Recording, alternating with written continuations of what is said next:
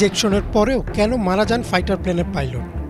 Hollywood Bollywood সিনেমায় একজন পাইলটের seat ejection যতটা সহজভাবে দেখানো হয়, আসলেও কি বিষয়টা ততটাই সহজ? সিট ইজেকশন সিস্টেম সাধারণত যুদ্ধবিমানের একটি গুরুত্বপূর্ণ ও জীবন রক্ষাকারী ফিচার। জরুরি পরিস্থিতিতে পাইলট বা ক্রুকে দ্রুত বিমান থেকে বের করে নিয়ে আসে এই প্রযুক্তি। শত্রুপক্ষের আঘাত বা বিমানে কোনো যান্ত্রিক ত্রুটি দেখা দিলে সিটের পাশে থাকা একটি লিভার টেনে ধরেন পাইলট। লিভার টানার 0.2 সেকেন্ডের মধ্যেই পাইলটকে বিমান থেকে বের করে নিয়ে আসে এই প্রযুক্তি। লিভার টানার পর কয়েকটি প্রক্রিয়া একসাথে শুরু হয়। প্রথমেই ককপিটের উপরে থাকা কাচের দরজাটা ছিটকে খুলে যায় যেন পাইলটের বের হতে সমস্যা না হয়। একই সাথে সিটের নিচে থাকা ছোট্ট একটি রকেট পাইলটের সিটটাকে 200 থেকে 250 ফুট পর্যন্ত উপরের দিকে তুলে দেয়। সিটে থাকে একটি সেন্সর যা পাইলট ভূমি থেকে কতটা উঁচুতে আছে তা নির্ণয় করে। যদি খুব বেশি উঁচুতে থাকে তাহলে একটি নির্দিষ্ট সময় পর প্যারাশুট খুলে যায়, আর যদি পাইলট ভূমি থেকে কম উঁচুতে থাকে তবে তাৎক্ষণিকভাবে প্যারাশুট খুলে যায়। জরুরি পরিস্থিতিতে সিটের লিভার টানা থেকে প্যারাশুট খোলা পর্যন্ত সময় লাগে মাত্র 3 সেকেন্ড।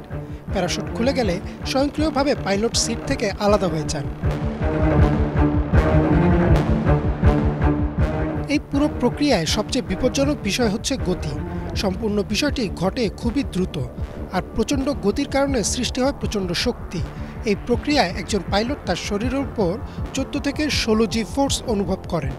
সাধারণ যাত্রীবাহী বিমানে যেখানে মাত্র 1.3 থেকে 1.5 জি ফোর্স অনুভূত হয়, ফলে পাইলটের কাঁধে, পাঁজরে ও মেরুদণ্ডে গুরুতর আঘাতের সম্ভাবনা থাকে।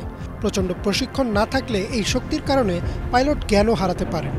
অনেক ক্ষেত্রেই দেখা যায় পাইলট সারা জীবনের জন্য পঙ্গু হয়ে যান, এমনকি মারাও যান। গত 9 মে চট্টগ্রামের পতেঙ্গায় বাংলাদেশ বিমান বাহিনীর রাশিয়ান ইয়াক 130 প্রশিক্ষণ বিমানে যান্ত্রিক ত্রুটি দেখা দিলে পাইলট ও কো-পাইলট তাদের অসীম সাহসিকতায় লোকালয় থেকে বিমানটিকে নিয়ে আসেন কর্ণফুলী নদীর কিনারায়। দুজনেই বিমান বিধ্বস্ত হওয়ার আগেই ইজেক্ট করলেও স্কোয়াড্রন লিডার মোহাম্মদ আসিম জাওয়াদ মৃত্যুবরণ করেন।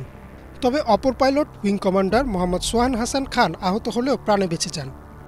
শহীদ স্কোয়াড্রন লিডার মোহাম্মদ আসিম জাওয়াদের প্রতি রইল আমাদের বিনম্র শ্রদ্ধা। ইমরান মাহমুদ, বাংলা ভিশন।